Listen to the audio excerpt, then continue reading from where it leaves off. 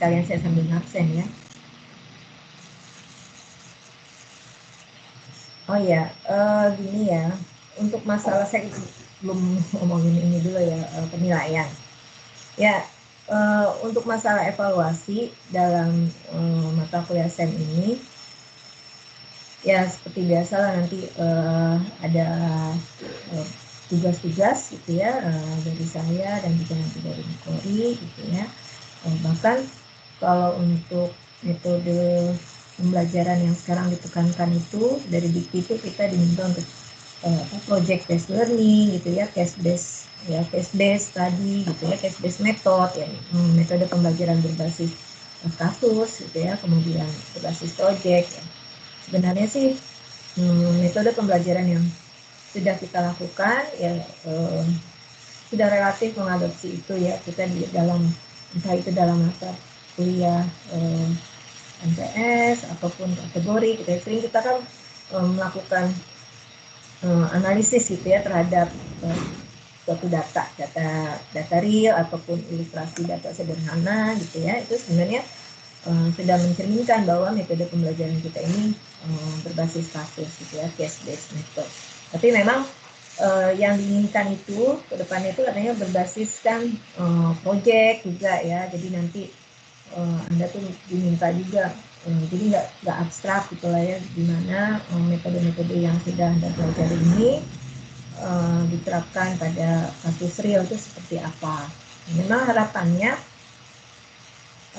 Anda ini kan S1 gitu ya, nanti tuh terutama dalam nanti penulisan skripsi gitu ya, atau nanti setelah lulus tuh harapannya ya Anda itu dapat memilih gitu ya, memilih dengan tepat gitu ya tools yang sudah Anda pelajari selama di perkuliahan gitu ya, untuk memecahkan problem yang dihadapi ya. Memang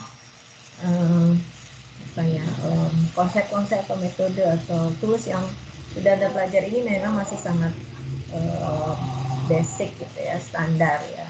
Tapi memang harapannya ya setelah Anda lulus tuh kedepannya paling enggak ada dasarnya gitu, Anda paham lah ya beberapa konsep-konsep dasar gitu ya. Jadi nanti tuh selalu tuh ibarat kata Anda sudah siap juga, siap untuk latih gitu ya. Ini dasarnya sudah ada, siap untuk latih. Dan sejauh ini sih yang saya ketahui kalau lulusan prodimat atau prodi statistika gitu kan, itu dalam dunia kerja itu cepat beradaptasi. Ya, walaupun katanya ini waktu di kuliahan tuh belum pernah diajarin sama sekali loh sama dosennya gitu kan. Tapi dalam prakteknya dalam dunia kerja itu kalau saya dengar dari para alumni itu mereka cepat gitu ya beradaptasi gitu, dibandingkan dengan lulusan lain gitu ya, yang dari maksudnya yang dari non eksakta, non statistik, non matematik gitu ya. Memang umumnya lulusan yang prodi dari yang eksakta ini cepat beradaptasi. Ya kami ya para dosen di sini ya juga memiliki keterbatasan gitu ya. Bisa kami juga tidak mengetahui juga, tidak paham juga seluruh gitu ya, seluruh materi gitu yang berkaitan dengan, apalagi sekarang kan banyak sekali ya metode-metode yang metode dan statistika ini sangat berkembang pesat gitu ya, data science juga sekarang seperti itu. Nah apalagi nih Anda sekarang sudah masuk semester 7 ya, semester 7 artinya ya sudah hampir di ujung gitu ya, harapannya bisa lulus dalam waktu 4 tahun gitu kan. Nah itu ini sebentar lagi ya, kalian kan sudah diminta bagus juga ya mengisi Google Form ya untuk memilih dosen pembimbing gitu kan. Sebenarnya dari yang mulai Anda mengambil mata kuliah metode penelitian gitu ya, ya saya sudah menyampaikan juga itu yang tulisan-tulisan Anda, tapi kan itu semua masih draft. Saya bilang itu Bapak Bagus, ini semua masih draft, masih bisa berubah ya, jangan dipandang bahwa apa yang sudah kalian tulis dalam Google Form itu pasti nanti akan menjadi topik penelitian kalian. Tidak ya, itu nanti tergantung kesepakatan atau diskusi dengan dosen pembimbing. Walaupun misalnya tadinya Anda menulisnya misalnya Arima gitu ya, atau cluster. Gitu kan kalau saya lihat kan rencana-rencana kalian kan banyakannya di situ tuh. Tapi nanti itu tergantung dosen pembimbing juga ya. Dosen pembimbing kan juga berhak ya. Ya nanti disepakati lah. Misalnya dosennya itu nggak setuju dengan topik yang Anda usulkan ya nanti kalian ikuti saja gitu ya. Tentu ya itu juga buat pembelajaran juga kan. Nah terus untuk yang SEM ini juga beberapa kakak tingkat tuh memang ada yang mengambil juga topik SEM ini ya, bahkan juga ada yang kemarin sudah lulus diantaranya gitu ya, Fitriani itu dia menerapkan metode SEM dalam untuk menganalisis. Jadi dalam bidang marketing riset lah ya penerapannya di bidang marketing riset dia menganalisis kepuasan konsumen lah ya terhadap produk makanan minuman top brand. Ya memang SEM ini sekali lagi kan salah satu penerapannya memang banyak dipakai di bidang marketing riset ya, tapi tidak hanya di bidang marketing riset ya, banyak ya di bidang kesehatan juga ya dan lain-lain. Nah ya tapi bukan berarti skripsi itu SEM aja gitu ya, kalau saya lihat juga banyak ya yang tertarik pada SEM. Ini kan SEM ini hanya salah satu mata kuliah aja yang kalian pelajari gitu kan. Ada time series, ya analisis untuk waktu gitu kan, terus ada apalagi regresi gitu kan, kemudian rancangan percobaan. Nah ini saya lihat juga kan banyak yang hal-hal menarik yang bisa Anda kaji gitu ya dalam skripsi. Nah ini sebentar.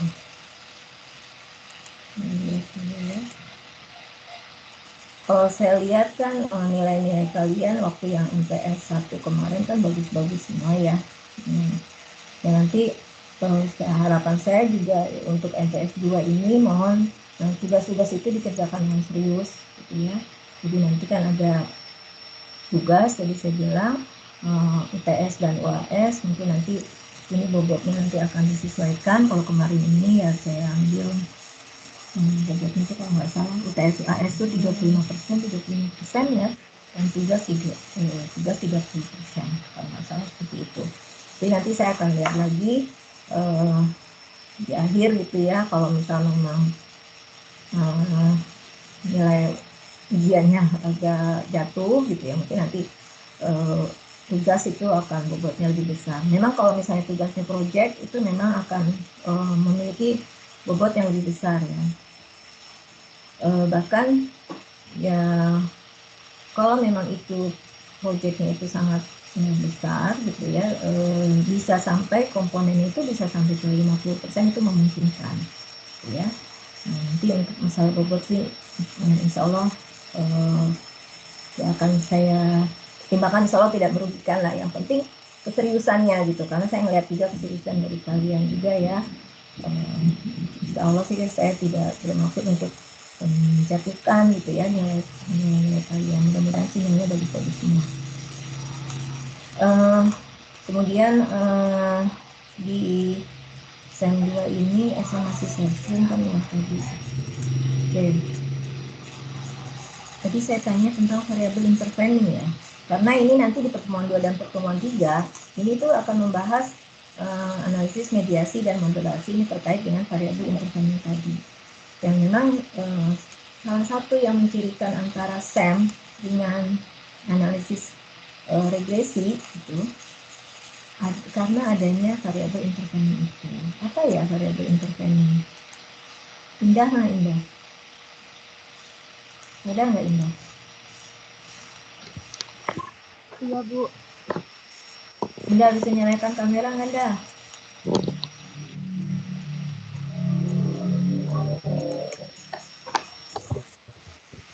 Saya kalau saya nanya-nanya ini sekalian saya nilai loh ya, karena saya susah untuk menilai kalau nilai objektif yang dari kalian itu kan biasanya kalau paper kan untuk sama-sama semua tuh ya.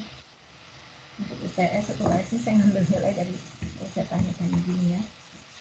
Indah gimana Indah? Variabel intervening itu apa? Variabel perantara Bu. variabel perantara. Contohnya gimana? Biasanya kan indikator itu nggak bisa diukur secara langsung dan harus ada variabel perantaranya. Itu. Iya, Variabel intervening namanya itu.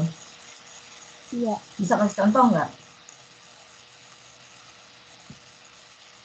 Bisa kasih contoh nggak? Eh, Contohnya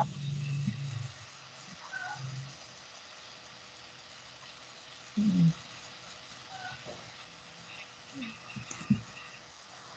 Betul tadi, variabel intervening itu variabel antara. Ya. Itu yang membedakan ya, salah satu yang membedakan analisis regresi dengan SEM. Dalam SEM itu ada variabel intervening. Nah itu juga salah satu yang suka saya tanyakan dalam ujian ya, skripsi lah terutama. Kenapa sih kasus kamu ini harus pakai SEM? Kenapa nggak pakai analisis regresi aja? Itu yang suka saya tanyain ke mahasiswa. Kira-kira kenapa? Tadi betul, salah satunya ada variabel intervening lah dalam analisis ini. Variabel intervening itu variabel antara tadi kan, kata Indah. Contohnya gimana sih variabel antara itu? Bisa kasih contoh nggak?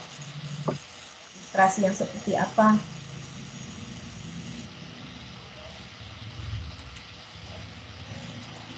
Ya, ingatnya.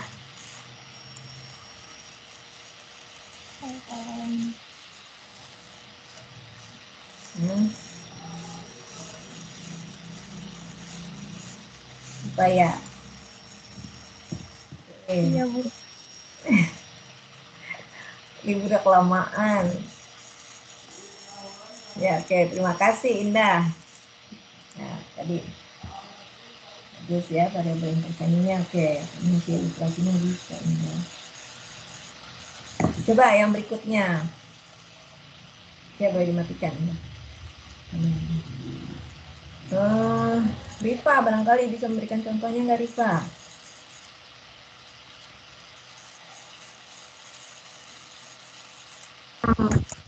Salah satu ilustrasi di mana dalam ilustrasi tersebut terdapat variabel intervening. Ya, apa sih variabel intervening itu?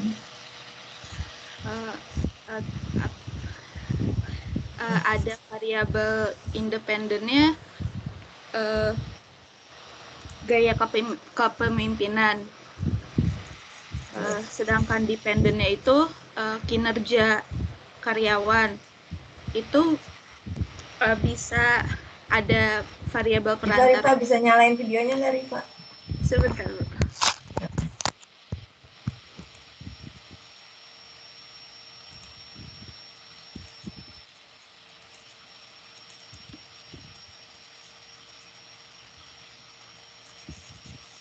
Terdapat variabel independennya, gaya kepemimpinan itu X1. Gaya kepemimpinan. Ya, Itu laten atau enggak? Dia perubahan laten atau perubahan yang observe. terobserve? Benar. Gaya kepemimpinan. Hah? Observe apa laten?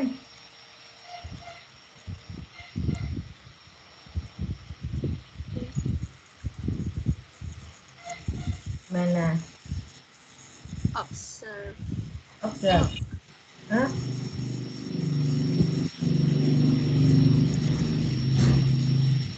Kalau observe itu apa?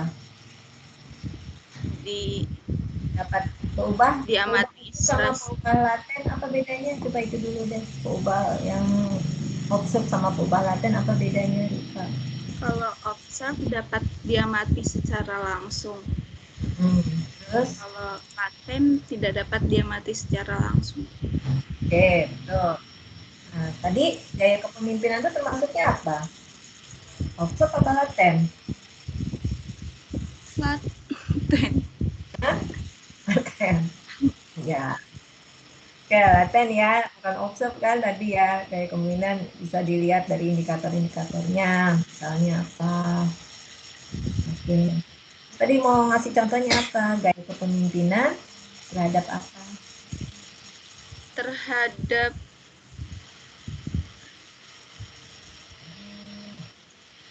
Terhadap kinerja. Gaya kepemimpinan terhadap kinerja Uh-uh. karyawan. Iya.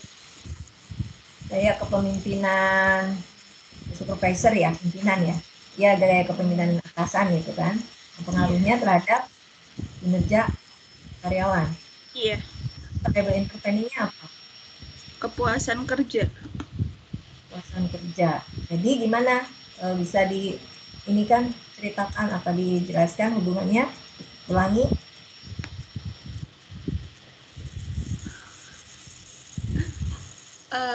Gaya kepemimpinan berpengaruh secara tidak langsung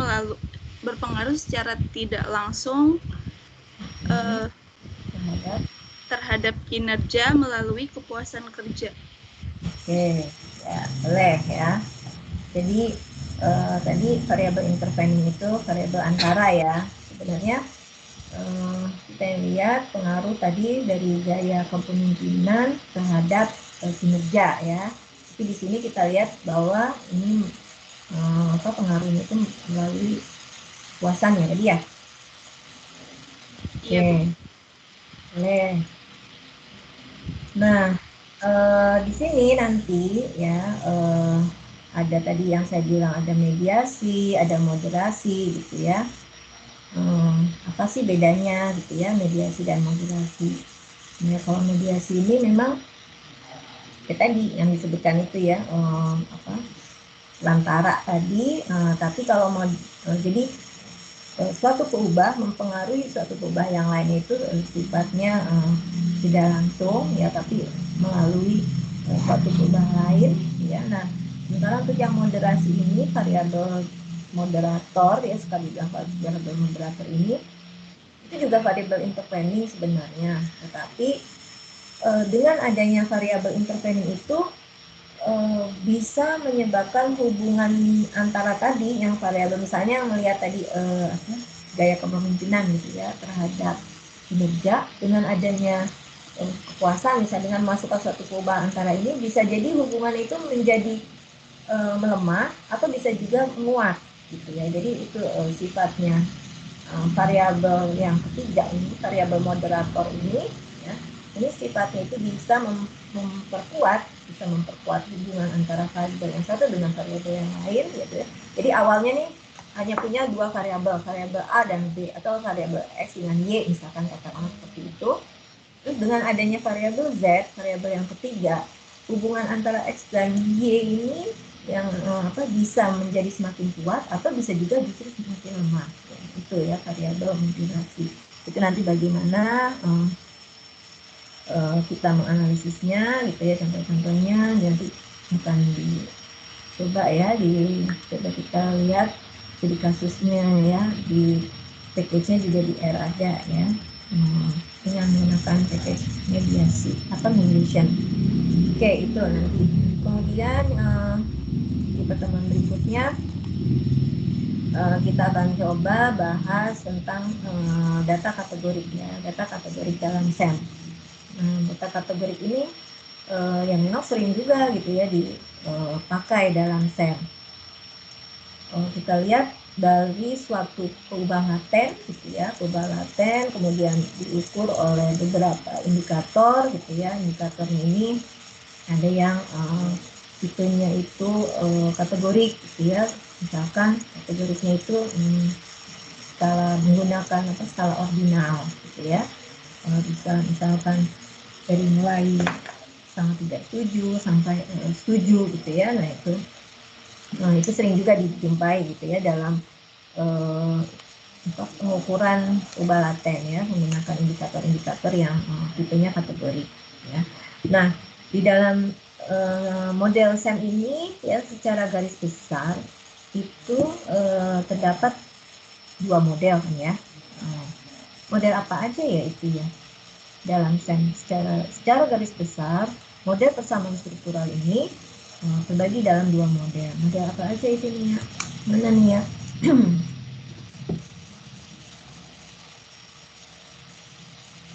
dan ya. Ayo, Bu. Nia mana Nia? Bisa nyalain Saya, kamera Bu. nggak Nia? Hah? Bisa nyalain kamera nggak? Saya lagi nganterin adik saya vaksin, Bu. Oh, Jadi agak rame. oke. Gimana sih ini vaksinnya? Vaksinnya di TTC Pulau Gadung, Bu. Kamu udah vaksin belum? Udah ya. Udah. Oke. Nia, modelnya apa aja di dalam SEM? Tadi saya kurang dengar, Bu. Mau dengar? Model SEM, ya, Iya, model soalnya persamaan berisik banget. struktural. Oke, terbagi dalam dua jenis. Ya, ada model apa aja itu dalam SEM? Model SEM penuh dan model regresi struktural. Model regresi struktural, model SEM penuh. Model SEM penuh itu apa? Model SEM penuh itu model yang menggabungkan ada variabel latennya, terus juga dia setiap variabel yang teramati itu punya indikator-indikatornya lagi, Bu. Biar pendekatannya lagi. Mungkin model apa SEM itu terbagi dua, model apa SEM penuh sama model regresi struktural. Iya, Bu. Coba saya tanya lagi ya. Hana benar nggak Hana? Jawabannya secara garis besar model SEM ini terbagi dalam dua model. Model apa dan model apa?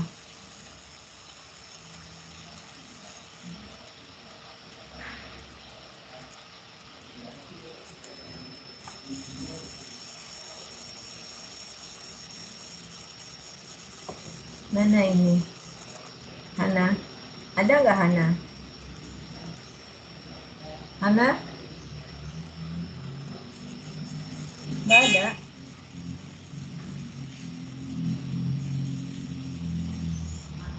Ada yang mau coba jawab? Ibu, saya jawab, Siapa? Bu. Siapa? Siva ya? Balik ke saya lagi deh, Bu. Oh, Nia lagi. Oke, Nia, Nia. Bu. Mana Nia?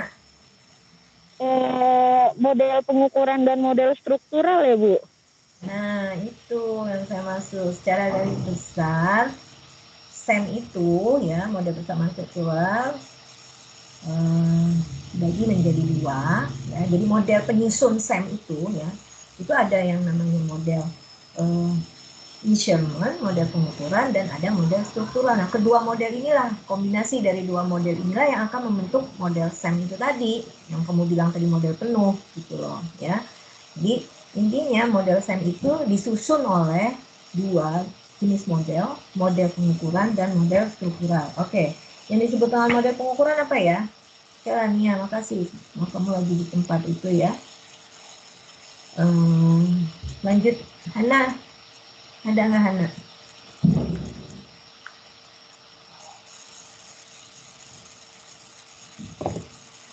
Tidak ada, Hana? Hana nggak ada? Saya ke Noval deh. Noval, ada nggak Noval? Mana Noval? Novel nggak ada kayaknya, Bu. Nggak ada Belum juga. join. Catat nanti ya, Anggita. Iya, Ibu. Amanda, ada nggak Amanda?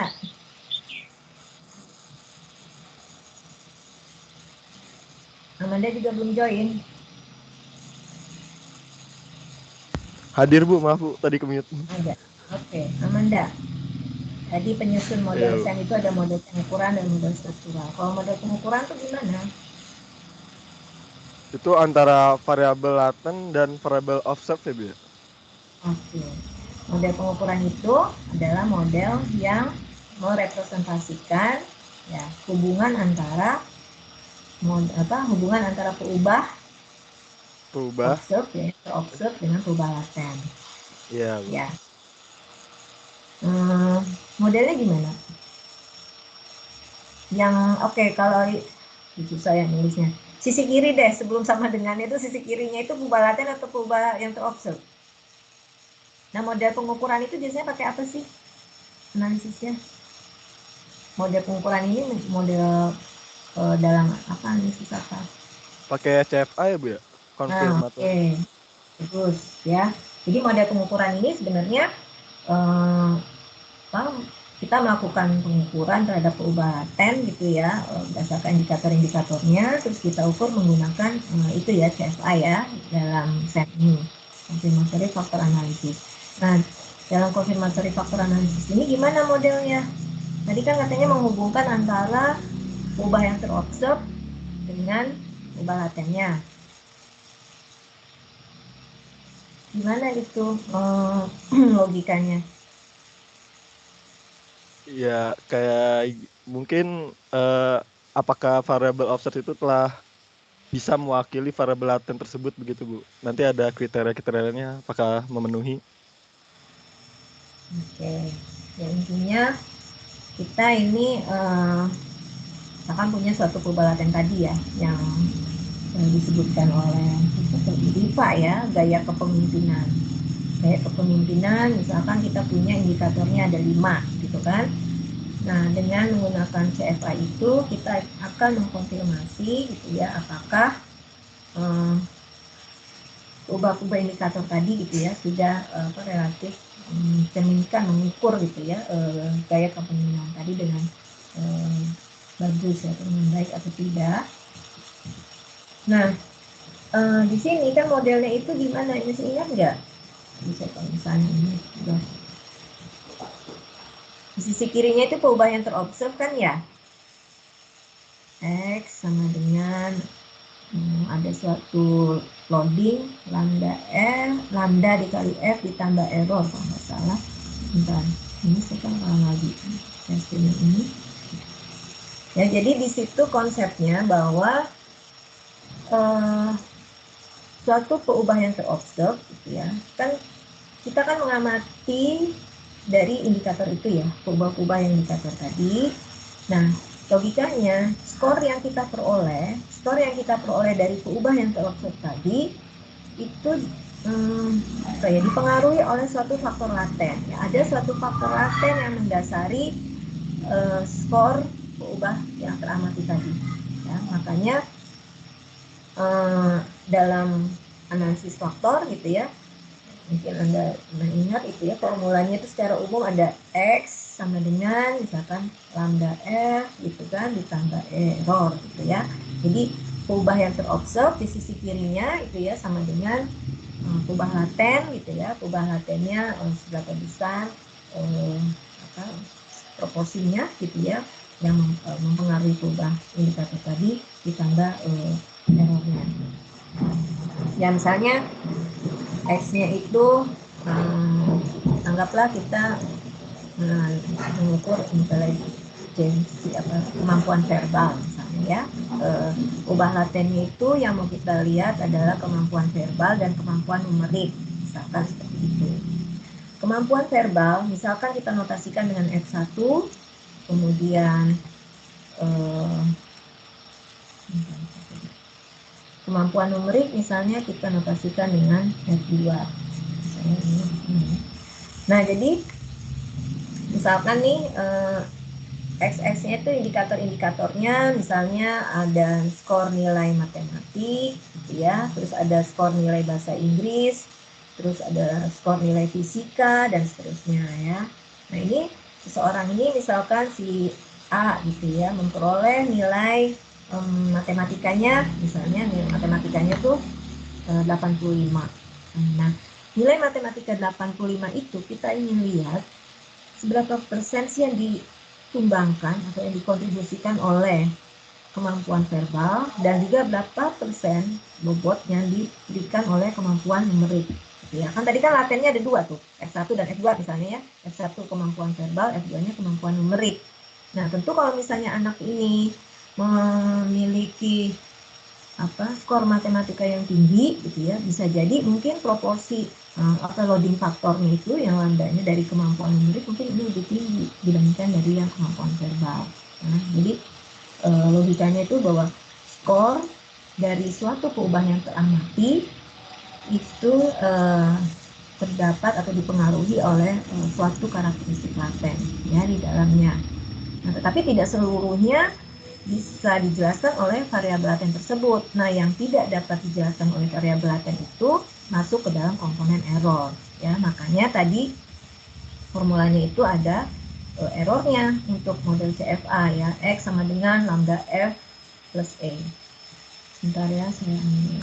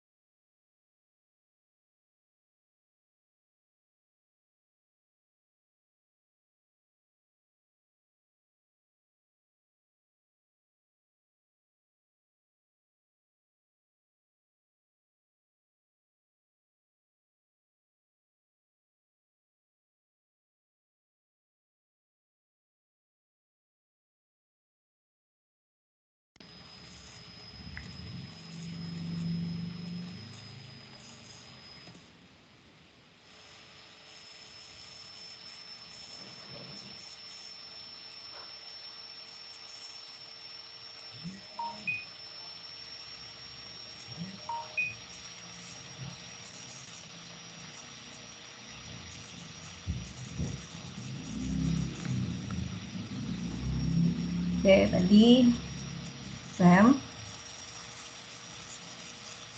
ini model pengukuran. Ini saya share screen, kelihatan nggak?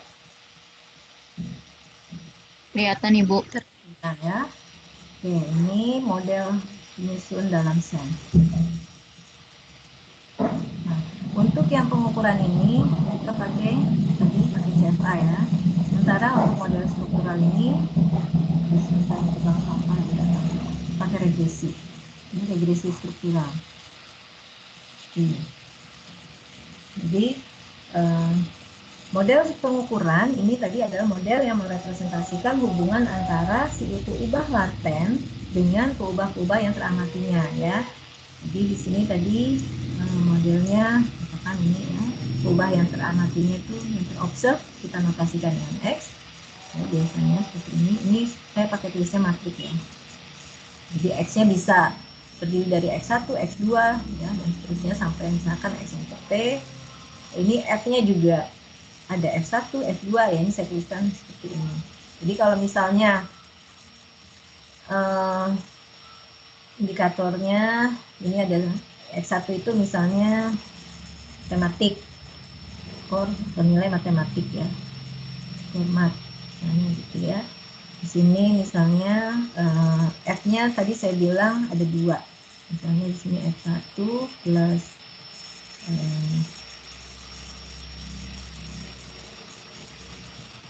kalau misalnya ini 1, ini 1, ini 2, 1 plus 1. Ya, jadi di sini kalau atau yang kedua misalnya skor fisika ya, fisika X2 ya, di sini ada lambda yang kedua gitu ya, di sini ada yang di sini, kemudian misalnya ada lagi English misalnya ya, English terbang gitu ya, seperti ini. Nah ya, tadi saya bilang bahwa suatu perubahan observe ini ada suatu faktor laten yang mendasarinya ya, dipengaruhi oleh suatu faktor laten ya, jadi bisa dijelaskan nih ya, skor pada suatu perubahan terobserve ini bisa dijelaskan oleh suatu perubahan laten, dan untuk komponen yang tidak dapat dijelaskan oleh perubahan laten ini kita masukkan ke dalam komponen error ya. Sebagai contoh di sini misalkan ini nilai suatu nilai skor matematik yang diperoleh oleh seorang siswa ya, ini eh, dia memperoleh nilai segitu, ya bisa dia memperoleh 90, ini sebenarnya ada faktor-faktor yang mendasarinya. Kenapa dia bisa memperoleh nilai segitu, ya? Nah, kalau misalkan kita lihat kecerdasan verbal, ya tadi apa, kemampuan verbal dan juga kemampuan numerik. Nah, misalkan F1-nya ini, tadi saya bilang misalkan verbal ya, verbal abilities, ya, verbal intelligence atau misalnya ini numerik misalnya. Nah, misalkan kalau misalnya dia itu di sini skor matematikanya 90 misalnya, kemudian skor loading faktor di sini yang pembobot di numerik misalkan bisa lebih besar, ya memang anak ini kuat di kemampuan numeriknya. Biasanya terus untuk yang English misalnya, yang English dia nilainya berapa? Nilainya 90, tetapi jadi bisa jadi skor matematikanya 90, skor Inggrisnya juga sama-sama 90, tetapi kan 90 di matematika sama 90 di Inggris bisa jadi kan apa ya, faktor laten yang mengkontribusi nilai 90 itu mungkin beda-beda. Kalau di sini yang Inggris ini 90, ya oke, nilainya sama 90, tapi kontribusi yang diberikan oleh kemampuan numerik mungkin lebih kecil gitu ya, mungkin hanya sekian persen saja dibandingkan dari kontribusi dari verbalnya seperti itu ya. Nah, tapi tentunya ada hal-hal lain kenapa dia memperoleh Inggris 90, bukan hanya karena kemampuan verbal dan numerik saja. Ya bisa juga mungkin dari dukungan dari orang tua ya, kemampuan atau background keluarga, bisa jadi itu kan itu tidak diperhatikan dalam penelitian ini, atau mungkin juga karena gaya atau metode pembelajarannya bisa jadi seperti itu. Nah, itu hal-hal yang tidak dapat diterangkan oleh dua variabel laten ini kita masukkan ke dalam error. Nah, itu ya untuk yang CFA. Nah, kemudian kalau model struktural, ya, ini apa model struktural? Jadi kalau model pengukuran, model yang merepresentasikan hubungan antara peubah yang terobserv dengan peubah laten. Untuk regresi strukturalnya apa? Atau model strukturalnya ini apa? Model yang merepresentasikan gimana? Dita, ada nggak Dita? Tadi Amanda ya. Oh ya, sebelum saya lebih jauh lagi, bentar. Mungkin ingat takutnya nanti lupa. Ini ada yang dapat Satria Data nggak ya? Saya kemarin ini dapat ini. Ada Dimas ya di sini, Dimas. Dimas hadir nggak? Iya Bu, hadir Bu. Hadir ya. Dimas kemarin kamu daftar ya? Kamu minta account ya? Panitia Satria Data ya, kalau nggak salah. Yang tahun ini maksudnya? Iya, Dimas ya? Belum. Oh, belum. Enggak, saya belum daftar. Saya ada report dari suami saya, UNC kemarin ada yang daftar. Bukan Dimas ya? Katanya Dimas. Bukan Dimas? Belum. Bukan? Bukan ya? Apa ya? Soalnya dari ini, suami saya bilang sih dari UNJ, kan dulu di handle sama WR ya, dari pihak WR 3 kan ya Dimas ya? Tahun lalu. Kan akunnya itu kan di handle sama ini kan, sama WR. Nah, kemarin ini memang kok dari UNJ belum ada yang daftar gitu kan. Nah, terus kemarin saya dapat info ini ada yang minta akun nih, yang saya mendaftarkan tapi di UNJ katanya masih gagal. Terus namanya Dimas, bukan Dimas ini. Oke lah, Dimas nggak ikut lagi nih tahun ini, ikut ya? Dimas ikut nggak? Nggak tahu Bu. Nah, nih. Yang lainnya gimana nih? Yang belum ikut tahun lalu mungkin bisa ikut ya sekarang. Saya harap sih bisa ikut yang credit earning ya, kan ada lagi tuh. Untuk yang sekarang pembicaranya ini relatif ya bervariasi. Ya, bahkan ada yang dari Amerika juga ya. Nah, dari Telkom juga. Nah, itu saya sih rasa itu sangat bermanfaat sekali ya buat Anda menambah wawasan. Kemudian itu juga kan bisa diklaim juga kan ya, jadi kredit Anda itu 3 SKS. Tapi di situ untuk credit earning itu Anda juga wajib mengikuti BDC-nya ya, Big Data Challenge-nya. Nah, mungkin yang tahun lalu belum ikut, tahun ini bisa ikut. Nah, mungkin bisa tanya-tanya nanti ke yang teman-teman yang sudah pernah ikut tahun lalu gitu ya, apa saja gitu ya tugasnya, seperti apa. Ya, insya Allah sih perkuliahannya lebih inilah yang sekarang ya lebih bervariasi, lebih banyak lagi materinya ya, karena itu tadi saya bilang ada yang dari Telkom dan juga dari ya Gojek apa Tokopedia gitu juga. Terus ada yang dari Amerika juga, itu salah satunya itu dia itu sebenarnya vice president dari itu yang vaksin itu yang sekarang lupa nama perusahaannya, dari Sinovac itu ya, nama perusahaannya apa. Jadi beliau itu dulu dosen saya itu dosen dulu beliau dosen di statistika IPB, tapi memang belum PNS ya itu. Terus beliau itu kuliah di sana, memang pintar banget orangnya ya, dulu juga mengajarnya memang cepat sekali gitu ya, cara dia mengajar itu kalau mungkin orang pintar ya. Dia kuliah di sana S2 S3 dia summa cum laude. Di Amerika itu dia summa cum laude. Summa cum laude itu mereka A semua ya. Dan sampai akhirnya dia itu sekarang menjadi yaitu vice president. Dan itu ada bukunya. Anda kalau baca bukunya itu bisa untuk menjadi inspirasi, motivasi. Judulnya itu Statistic of Dream ya, Pak Juhairi. Itu saya baca juga sedih sekali. Ya, jadi beliau itu dulu dari Majalengka ya. Tapi memang pokoknya Anda kalau itu bukunya cari aja ya di Tokopedia atau Gramedia, itu bagus sekali buat memotivasi. Itu nanti menjadi salah satu pembicara ya.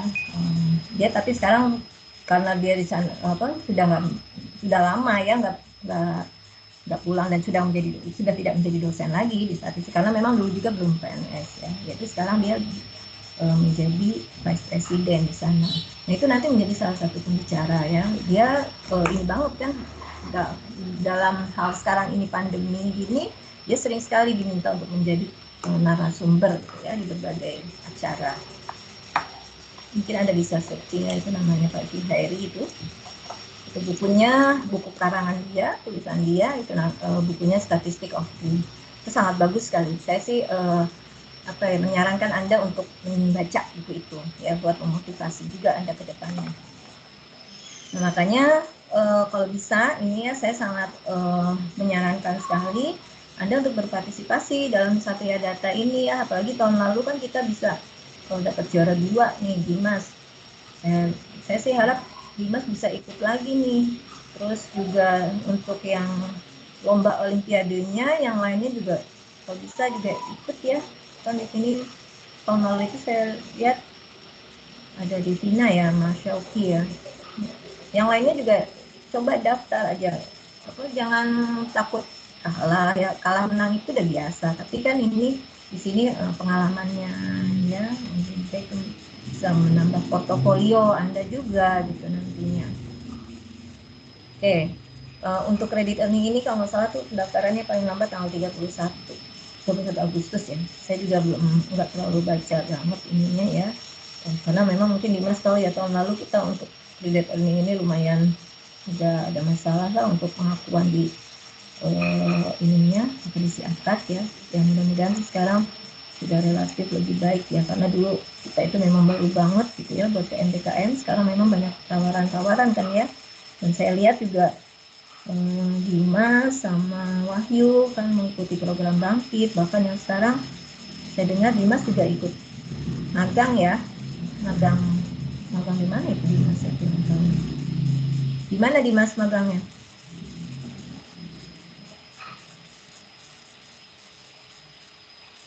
Mana Dimas? Mute. Oke lah. Nah Dimas, Saya kamu magang ya? bukan magang, yang studi independen dari Microsoft. Oh, di Microsoft. Itu berapa lama? 4 bulan sampai Desember. 4 bulan. SKS-nya berapa itu Dimas? Diakui SKS-nya? 20 sih kalau dari sana. 20? Emang mata kuliahnya apa aja? Banyak? Lumayan sih. Tapi Oke. kok belum mulai sih kalau ini. Kalau sekarang masih belum mulai.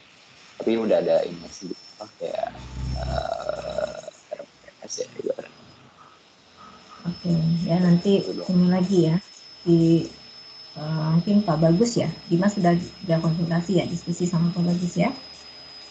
Oke lah, kembali lagi ya.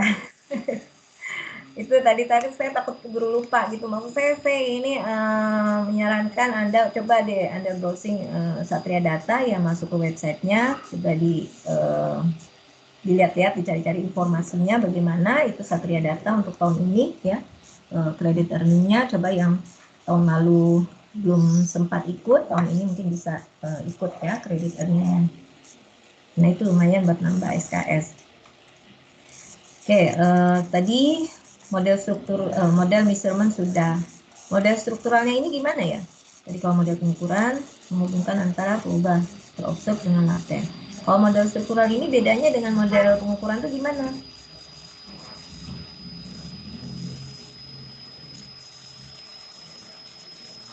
Siva Azahra. Iya, Ibu. Ya, Siva gimana? Halo. Apa model struktural tuh? Kalau model struktural itu menspesifikasi hubungan antara perubahan latennya ya, Bu? Oke. Menspesifikasikan hubungan antara perubahan laten terhadap perubahan laten yang lainnya ya. Iya. Nah, bedanya itu apa? Yang paling mencirikan banget perbedaan ini dengan model pengukuran. Sama-sama model ini menunjukkan asosiasi, menunjukkan hubungan. Tadi model pengukuran juga hubungan antara observed variabel dengan latent variabel. Sekarang kalau yang struktural ini juga sama merepresentasikan hubungan antara perubahan laten dengan perubahan laten yang lainnya lah ya gitu. Nah, tetapi yang membedakan itu apa? Di regresi atau di model struktural ini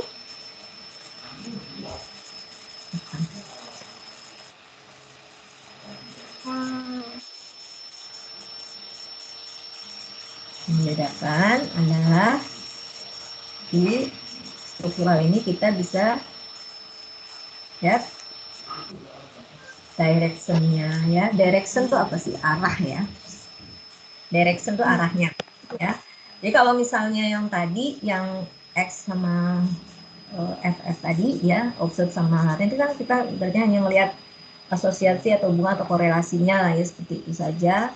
Tetapi dengan menggunakan regresi struktural kita bisa lihat gitu arahnya gitu ya. Misalkan ya kalau itu kan tentunya digambar ya di dalam tabnya itu perubahan laten yang ini, perubahan laten 1 gitu ya, mempengaruhi perubahan laten 2 secara langsung, atau terus mempengaruhi perubahan laten 3 secara tidak langsung tapi melalui perubahan laten yang kedua dan seterusnya. Itu kan bisa itu yang dijelaskan berdasarkan model struktural tadi ya. Model struktural adalah model yang merepresentasikan hubungan antara perubahan laten yang satu dengan perubahan laten yang lainnya, sekaligus juga memperlihatkan directionnya ya, arahnya ya, arah hubungannya gitu kan, hubungannya perubahan laten satu ini gimana gitu kan. Nah juga perlu diperhatikan juga apa sih yang membedakan model regresi biasa nih, yang model multiple linear regression yang kita sudah pelajari gitu kan, dengan SEM ini seperti apa. Nah, jadi kalau di model linear regression, yang multiple linear regression, kita itu kan hanya punya satu variabel, satu persamaan aja kan, sebaris doang lah istilahnya seperti itu, ya enggak. Sementara kalau di SEM gitu ya, model regresinya itu bisa lebih dari satu persamaan kan, ya enggak, bisa melihat kan. Jadi kalau di regresi linier berganda, multiple linear regression misalnya, itu sebaris aja persamaannya, misalnya Y sama dengan gitu kan, nah beta 0 plus beta 1 X1 beta 2 X2 plus E gitu kan. Nah kalau misalnya di sini negatif gitu ya, ya ini hubungannya antara Y sama X2 berarti kan berbanding terbalik ya, terus berapa besar ininya seberapa besar hubungannya, seberapa besar ketergantungannya kan dilihat dari beta 2-nya gitu ya di sini. Nah, ini juga yang untuk yang beta 1 X1 di sini karena positif gitu kan, berarti kita lihat hubungan antara Y sama X1-nya ini Y positif atau sejalan gitu ya. Tetapi kalau di SEM ini persamaannya tidak hanya sebaris gini saja ya, bisa lebih dari satu baris gitu ya, karena tadi misalnya ada variabel-variabel intervening tadi, dan juga di dalam SEM suatu variabel dependent yang laten ya, kadang dibilangnya endogen, bisa jadi dia juga sekaligus merupakan variabel eksogen ya. Mungkin sering Anda melihat lah ya gambarnya gitu ya, dalam suatu model PET-nya gitu. Ini suatu peubah laten, dia merupakan peubah dependen gitu ya, peubah dependen bagi peubah ini misalnya 1, 2 gitu kan. Jadi ini ada peubah 1, 2 mempengaruhi peubah laten 1, di mana peubah laten 1 ini peubah endogen sifatnya bagi 1, 2 tadi, tapi peubah laten 2 ini juga ternyata mempengaruhi peubah laten yang berikutnya, peubah laten 3, sehingga dia juga bersifat sebagai eksogen. Nah, jadi di situ istilah eksogen dan endogen itu ya, sebenarnya eksogen itu ya peubah yang jelas ya, tapi eksogen dan endogen ini istilah yang diberikan untuk peubah laten ya. Jadi kalau eksogen tadi dia independen ya sifatnya, kalau endogen dia dependen. Dan tadi saya bilang juga bahwa dalam SEM di sini bisa peubah eksogen bisa juga dia merupakan peubah endogen gitu ya. Nah terus dalam SEM ya tadi kayak misalnya kemampuan verbal dan kemampuan numerik yang tadi saya contohkan, nilai-nilai skor matematik gitu ya, skor fisika, skor bahasa Inggris misalnya dinyatakan dalam nilai-nilai itu 90, 80, itu kan dia kontinu ya. Jadi indikator tadi yang skor matematis, kalau itu kan dia kontinu kan. Nah bisa jadi nanti itu kategorik gitu ya. Nah kalau kategorik, kan prinsipnya di dalam SEM juga adalah kita ingin melihat korelasi ya, karena tadi banyaknya variabel-variabel tadi, kita ingin melihat bagaimana korelasi antara variabel yang satu dengan yang lain. Makanya di dalam SEM kita perlu menentukan matrik korelasinya gitu ya, untuk melihat seberapa besar kekuatan hubungan antara variabel yang satu dengan yang lain. Kita hitung, misalnya kita hitung matrik korelasi S-nya ya. Ini mungkin dari ini kan juga ya di SEM 1. Jadi Anda kenal ada yang namanya matrik korelasi sampel ya, matrik korelasi atau matrik kovarian ya, sebagai matrik kovarian sampel. Nah, apa bedanya kovarian sama sampel itu saya harap Anda nggak bingung ya, kovarian sama sampel. Jadi kalau kovarian sama sampel. Kovarian dan korelasi ya, Anda harus tahu apa bedanya kovarian dan korelasi. Nah, kalau yang ini matriks kovarian berdasarkan model ya, akibat model yang dispesifikasikan ya. Jadi misalnya matriks kovarian implied model ya, atau populasi lah saya sebutnya. Jadi matriks ini tergantung dari model yang dispesifikasikan. Nah, kalau tadi peubah-peubahnya ini, peubah-peubah yang diamatinya itu kontinu ya, X1, X2, X3 ini, kita melihat korelasi antara X1, X2, dan X3, ya, kita bisa pakai ini, kita ngitungnya di sini X1, X2, X3, ya, di sini X1, X2, X3, korelasinya kita bisa pakai korelasi apa? Di sini kita tahu, di sini variannya tentunya yang di diagonal utama ini varian X1, di sini varian X2, di sini varian X3. Ya, di sini tentunya kovarian antara X1 dan X2.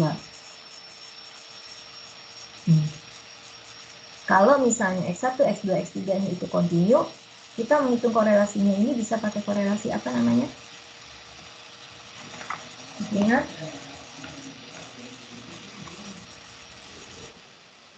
Dari yang SEM ini sebenarnya korelasi ini. Nanti buat input data juga bisa dari mata korelasi kan.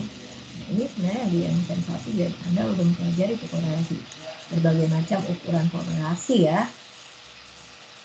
Korelasi apa coba? Misal.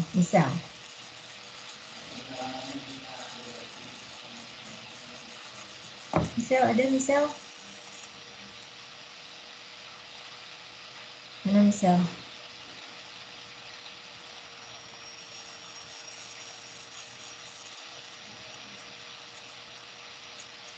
Mute ya misal.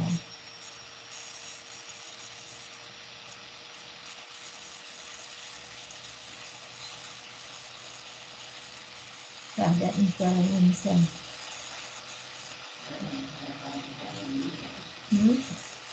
Korelasi apa misal? Suara saya udah masuk belum, Bu? Sudah. Oh, yang mana, Ibu?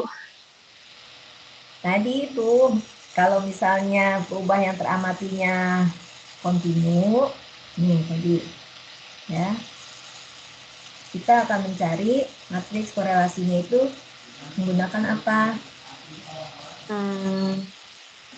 Mengukur korelasi antara X1 dan X2 misalnya, ini gimana? Ini kan kalau di sini, ini yang di diagonal utama yang di lingkar-lingkarin ini kan sebenarnya ini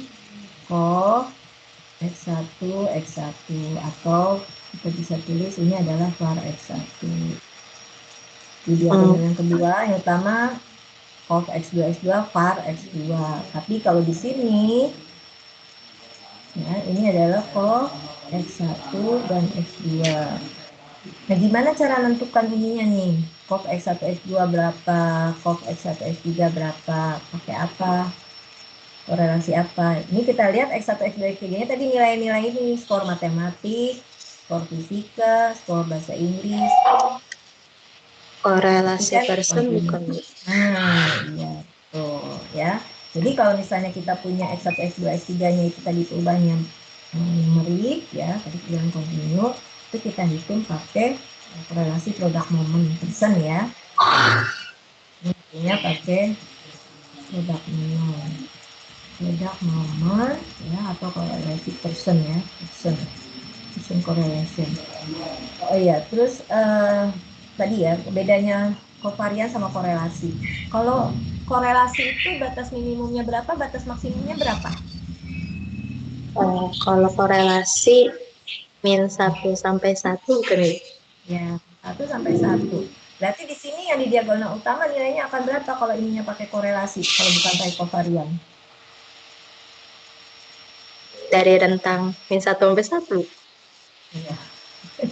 Korelasi antara ini ya,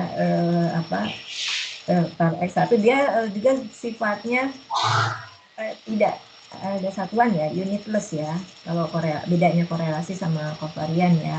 Nah, kalau kovarian dia bisa lebih dari itu ya, bisa lebih dari satu ya, tanpa batas ya. Jadi kalau kovarian itu dia tanpa batas gitu ya. Kalau korelasi memang dia sudah di standarisasi ya, sudah dibakukan ya. Jadi nilainya dari 1 sampai 1.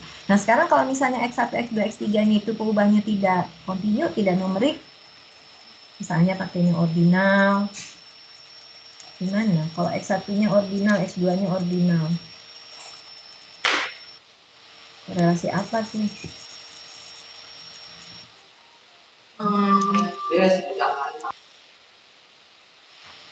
Ingat nggak? Saya ingat, Bu. Ya, ingat. Lihat lagi ya, nanti dibaca-baca lagi tuh korelasi ada poliforik gitu kan ya. Waktu SM1 kan sudah dipelajari ya, apalagi tuh selain poliforik, metaforik ya kalau nggak salah. Ya nanti itu dilihat lagi ya.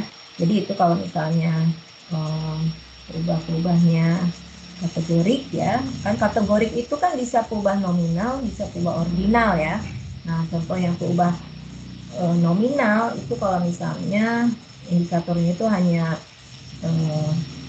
misalkan biner gitu, ya tidak setuju seperti itu aja gitu ya. X1-nya diukurnya dalam nilai-nilainya itu hanya biner tadi ya, ya tidak gitu ya. X2-nya juga dalam ya tidak. Jadi kalau biner sama biner kita lihat korelasinya pakai korelasi apa.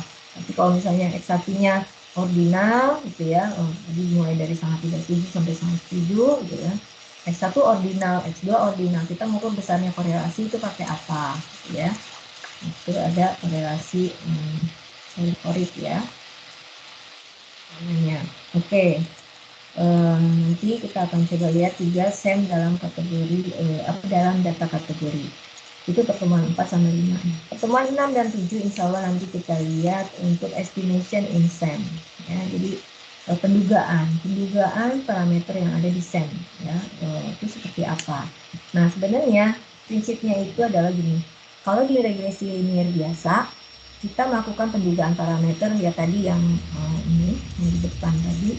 Nah ini kan parameter beta 0 beta 1 ya, salah satu caranya dengan menggunakan metode kuadrat terkecil ya, kita ingin meminimumkan kuadrat ya.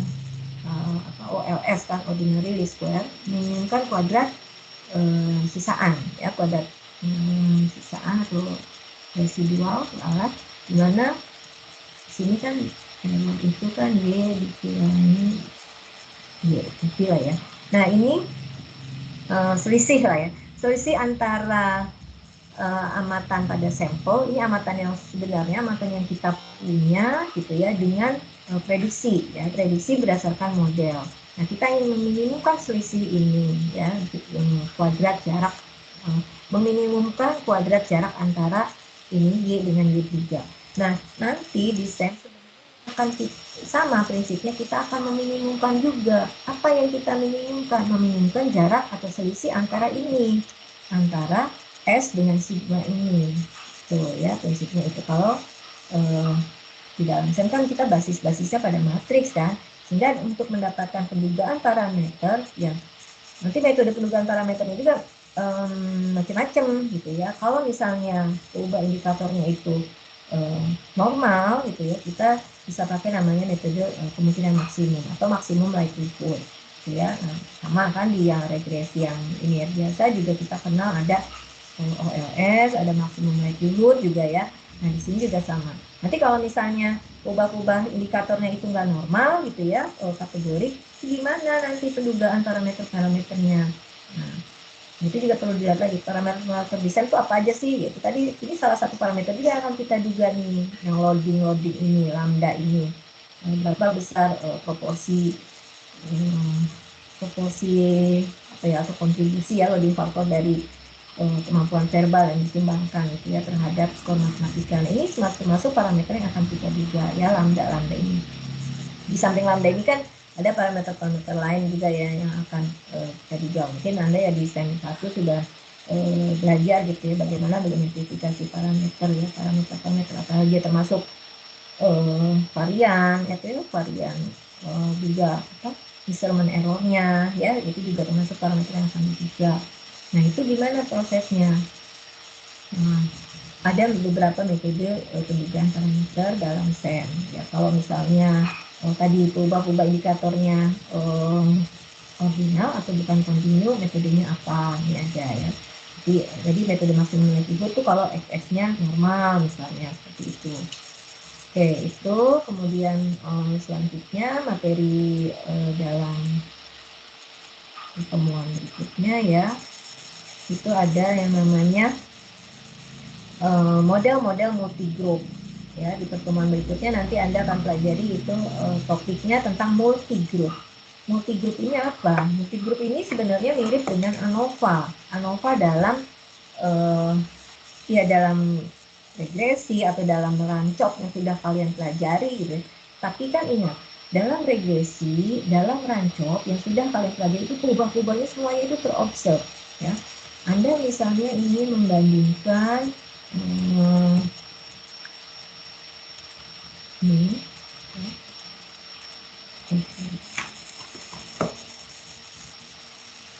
Membandingkan ini misalkan metode pembelajaran A, B, C ya, metode pembelajaran A, B, C terhadap hasil belajar gitu ya. Mungkin ini udah sering banget ya. Terus atau dirancok misalnya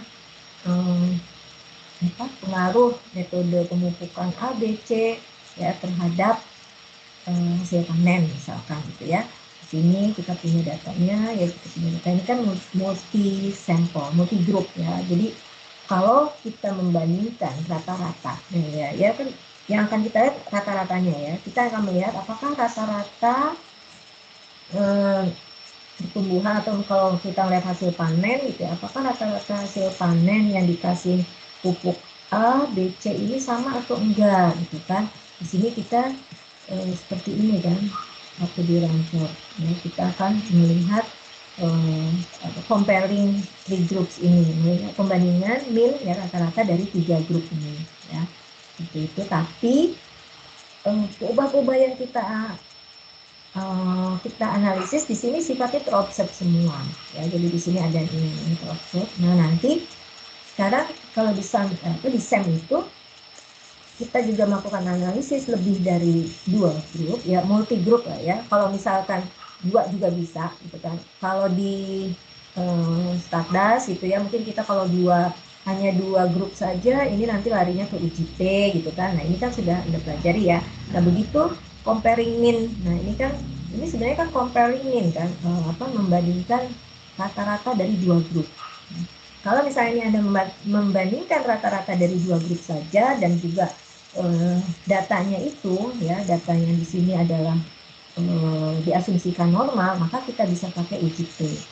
Tapi begitu Anda comparing mean ya, membandingkan rata itu lebih dari 2 grup, ini nanti larinya dia ke ANOVA ya. ANOVA tentu dengan syarat-syarat di sini menyebar normal dan juga ada kehomogenan ragam.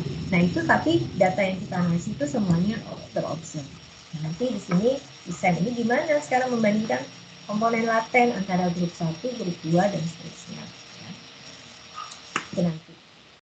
Nah, itu nanti akan dipelajari di pertemuan ke 7 8 setelah ITS ya, 7 dan 8. Nanti dilihatlah.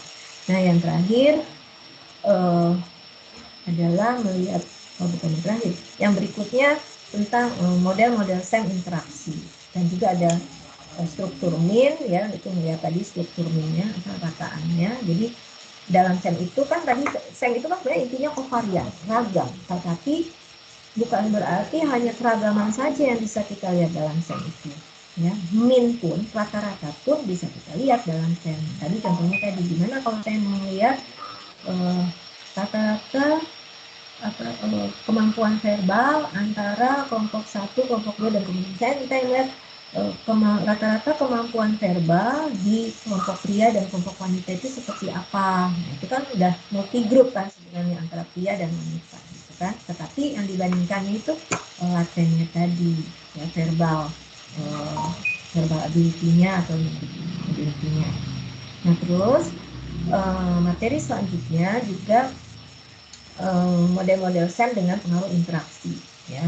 Nah di rancok gitu ya atau di regresi, nah Anda juga sering kan melihat dalam modelnya itu ada komponen interaksi ya, gimana kalau ada misalnya masukkan satu komponen interaksi antara variabel X1 dengan X2 seperti apa ya. Tapi sekali lagi itu analisisnya mengasumsikan perubahan-perubahannya kan terobserve semua. Misalnya ini interaksi, sebenarnya intinya sih sama aja gitu ya. Metode-metodenya seperti yang sudah dipelajari sebelumnya, cuman di SEM ini perubahannya ada perubahan laten, jadi perlu modifikasi atau penanganan khusus lah seperti itu. Nah, nanti materi yang terakhir adalah yang disebut dengan latent growth. Latent growth, model-model pertumbuhan ya. Jadi latent growth itu Kalau di ini longitudinal lah ya, kalau misalkan di kalau Anda kenal longitudinal gitu kan.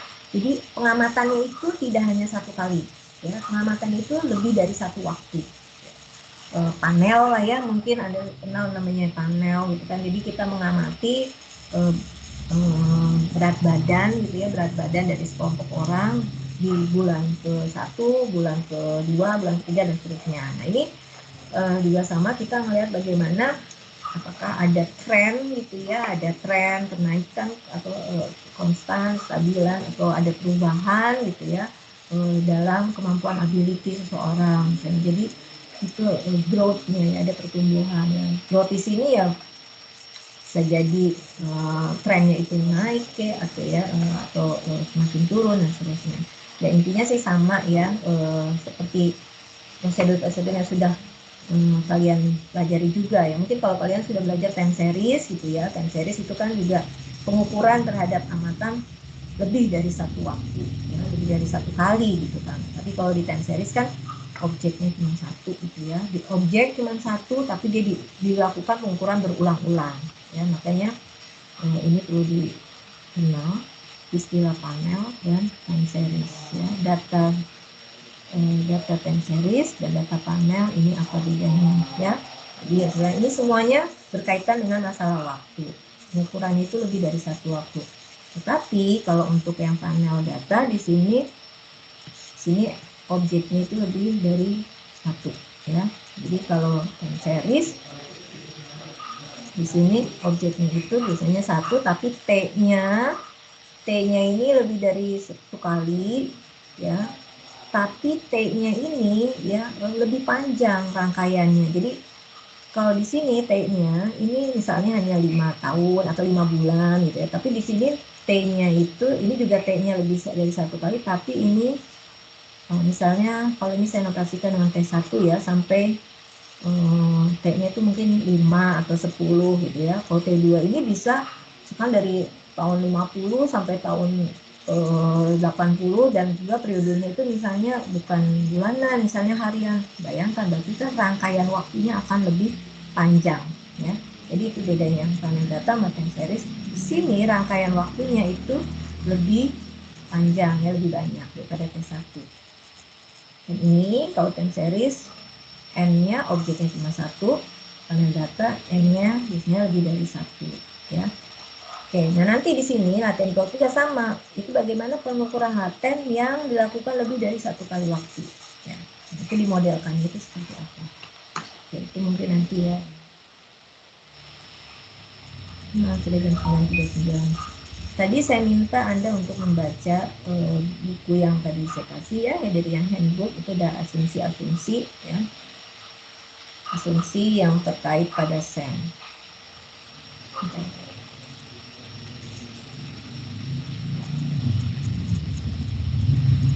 Sampai sini ada yang ditanyakan nggak?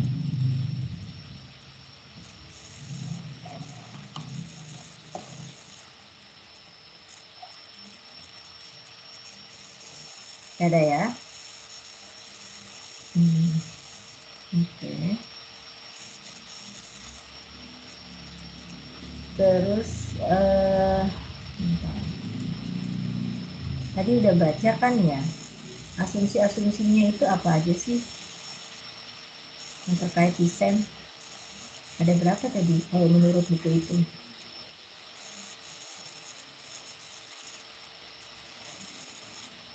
Ada yang baca tadi dari buku tersebut?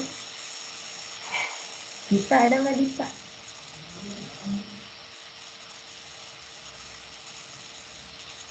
Dita tadi udah dipanggil belum ya sama saya? Ini tadi belum muncul deh. Dita?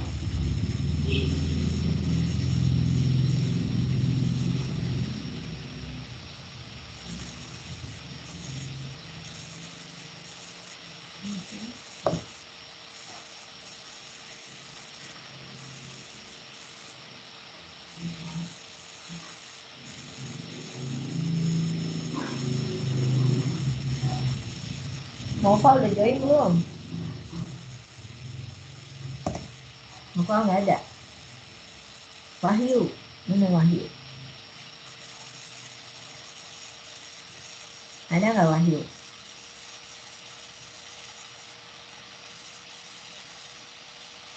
Iya Bu, saya Bu. Mana Wahyu? Apa Oh, asumsinya? tes. Ya, sudah Ya, Bu. terdengar Wahyu. Oke, Wahyu lagi di mana ini?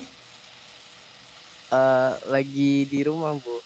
Di rumah. Lagi sambil bantuin ade juga nih lagi sekolah. Oh, adanya Iya Bu, diajarin ya? jadi dua-dua. Iya. Oh, oke. Udah baca belum tadi? Apa asumsinya berdasarkan buku tersebut? Di regresi juga kan punya asumsi. Eh, Coba asumsinya sen yang ada 5 itu bukan sih Bu? Yang 5 apa aja? iya, Apa aja yang asumsinya? pertama itu yang prism cause itu yang variable x ya harus apa tuh? Harus muncul sebelum apa namanya efeknya yang y. Oh, kamu baca Jadi itu. apa namanya harus Ah, ada temporal precedence. oke. Itu asumsi untuk apa coba? Secara garis besar, asumsi-asumsi pada SEM itu em, terkait kemana aja? Asumsi yang terkait ke apa coba? Kalau secara garis besar asumsinya itu dibagi ke dalam apa itu? 3 ya. Halaman 112 tuh di awal banget di paragraf yang baris ketiga itu. Ya enggak? Kamu enggak? Eh, yang mana Bu yang baris ketiga? Nih, ya. Halaman 112 garis ketiga 45 tuh. Jadi asumsi secara garis besar, asumsi pada SEM itu yang pertama asumsi yang terkait ke model. Nanti lihat maksudnya apa. Ya, terus asumsi yang terkait ke model struktural dan model pengukuran. Ya, makanya ini apa inference about directionality of effects in structural model and measurement model and the data. Jadi ada 3 tuh asumsi-asumsi yang perlu diperhatikan di SEM. Pertama yang terkait ke modelnya, kedua terkait yang model struktural dan model measurement. Jadi kan karena SEM itu kan di sini ada 2 model kan, model struktural. Nah, yang tadi disebut dengan Wahyu ya, itu asumsi-asumsi yang terkait ke model struktural, ke model regresinya. Nah, ini yang tadi 5 itu ya, Wahyu. Iya Bu. Ini asumsi-asumsi untuk model struktural, mana gitu kan. Ada yang apa ya, tadi dibilang bahwa X ini terjadi ya sebelumnya itu yang mempengaruhi Y gitu kan. Di sini before ya, X before Y. Ini X itu independen lah ya, Y itu dependen seperti itulah. Ada urutan waktu, terus sudah ada asosiasi antara dan seterusnya ya. Ini bisa dilihat asumsi untuk model struktural, kemudian juga ada asumsi untuk model measurement kan kalau nggak salah di bawahnya.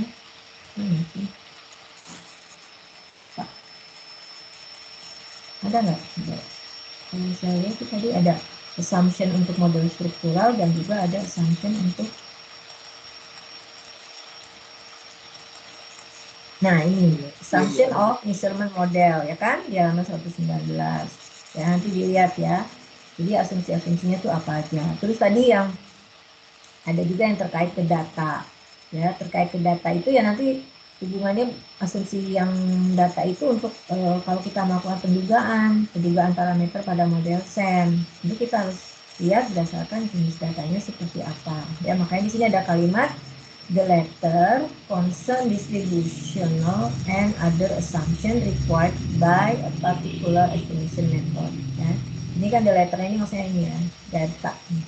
Asumsi yang terkait data itu sebenarnya nanti akan dibutuhkan pada saat kita melakukan pendugaan parameter. Misalnya di sini kan defaultnya itu kalau di software itu biasanya maksimum likelihood.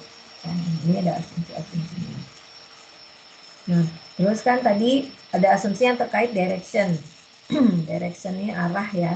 Ini kan tadi asumsi yang terkait ke model. Ya ini modelnya maksudnya juga asumsi directionnya arahnya ya, struktural. Jadi kalau tadi kan saya bilang bedanya model struktural dengan model measurement tuh, kalau di model measurement ya kita nggak bisa tahu arahnya, directionnya, hanya lihat asosiasi-asosiasinya saja antara peubah yang terobserv dengan yang laten. Tapi kalau di struktural kita bisa lihat directionnya ya.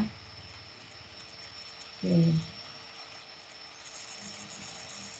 Sampai sini sudah 946 ya. Kita habis ini tuh lanjut lagi Kapita Selecta ya, sama saya lagi ya.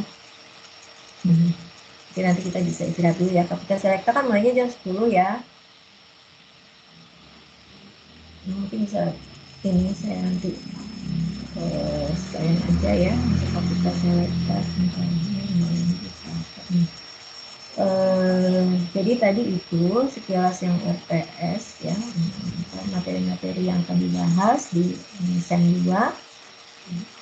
Intinya sih masih terpakai ya metode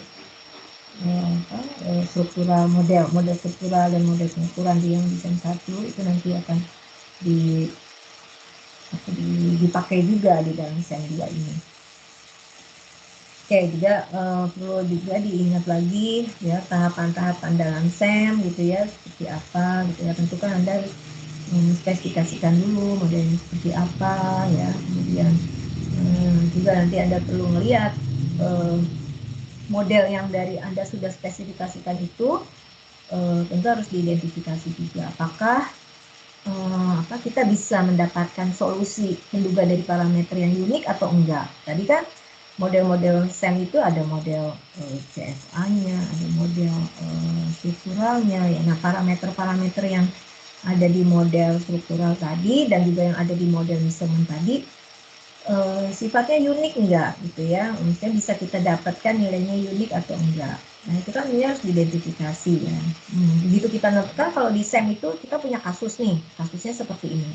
Nah, terus dengan kasus itu kita tentu harus nentuin gimana ya kira-kira modelnya. Kita udah tahu nih kaitan-kaitannya nih antara variabel ini gimana hubungannya ke sini-sini. Dan juga berdasarkan teori-teori ya tentunya dalam menentukan memformulasikan model tentu kita juga harus mengacu kepada teori-teori yang ada. Misalnya kalau kita lagi concernnya di dalam marketing research ya kita harus tahu juga teori yang mendasarinya di marketing research. Oh ini tuh misalnya packaging itu berdasarkan penelitian sebelumnya ini mempengaruhi kepuasan pelanggan misalnya seperti itu ya. Kemudian apalagi gitu kan yang mempengaruhi kepuasan pelanggan. Setelah mendapatkan informasi tersebut kita bisa memformulasikan model kan tentunya. Nah, setelah kita nentuin ini, kita tuh di tahap awal udah kita dapetin modelnya ini seperti ini. Sekarang identifikasi model yang sudah kita tadi pilih ya, kira-kira bisa kita dapetin nggak solusinya secara unik, kita identifikasi. Nah, itu Anda udah pelajari juga gimana kita mengidentifikasi model tersebut. Kita kan pilihnya modelnya yang over identified. Jadi kan dalam SEM ada yang just identified, ada under identified, dan juga ada over ya. Nah, gimana itu pengertiannya? Itu sudah Anda pelajari juga. Kita pilihnya yang derajat bebasnya lebih besar dari 0 gitu kan ya, yang over identified. Nah, dengan menggunakan kriteria itu berarti ini oke. Kita bisa dapet ini dengan model ini solusi uniknya. Nah, di situ kita cek kan fit nggak dengan data yang sudah kita punya, dengan data sampel yang kita punya. Model yang kita formulasikan tadi cocok nggak dengan data yang kita punya, fit atau enggak. Nah, jadi terus dievaluasi kan. Ada banyak ukuran kecocokan model untuk melihat fit model fitnya itu ya. Mungkin di yang satu tidak Bu sudah menjelaskan apa saja itu kriterianya ya model tersebut fit, entah itu model fitnya itu untuk keseluruhan kan, terusnya lihat juga fit dalam hal model measurementnya, fit dalam model strukturalnya ya. Nah, kalau nggak fit gimana ya, tentu perlu spesifikasi ulang ya, perlu menspesifikasi modelnya kembali gitu kan sampai kita mendapatkan model yang fit ya dengan data. Itu ya, memang prinsip pemodelan ini merupakan ya tahap yang lumayan tidak ininya ya tidak sekali jadi gitu ya. Kadang dalam prakteknya seringkali ya ini apalagi ada misalnya ada amatan yang hilang atau misalnya ada pencilan, itu memakan waktu lama itu untuk merespesifikasi kembali, mespesifikasi ulang.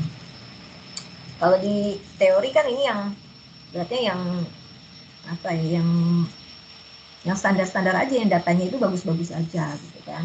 Itu kan buat ilustrasi namanya juga ya. Tapi nanti kalau sudah dalam prakteknya ya, Anda misalnya nanti bekerja di perusahaan tadi yang konsultan, misalnya konsultan gitu ya, marketing research atau apa yang sering bergerak dalam tadi ubah-ubah yang laten tadi ya, seringkali model itu agak tidak sekali jadi gitu.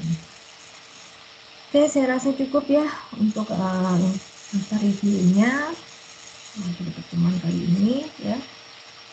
Nanti insya Allah 11 kali ya, istirahat dulu ya untuk yang kapital selekta. Saya belum buatkan juga ininya apa SD-nya ya, mungkin nanti kita sebentar aja ya, saya nanti akan kita ngobrol-ngobrol aja nanti untuk yang kapital selekta. Oke, tidak ada yang tanyakan nggak sampai sini? Tidak ada? Tidak ada, saya akhiri ya pertemuan pertama kita untuk MTS 2 ini. Terima kasih atas perhatiannya. Assalamualaikum warahmatullahi wabarakatuh. Waalaikumsalam warahmatullahi wabarakatuh. Terima kasih Bu. Ya, terima kasih. Kalau sama 11 ya di kapsel. Ya Bu. Jemur dulu, jemur. Saya lift dulu ya. Ya, makasih Bu.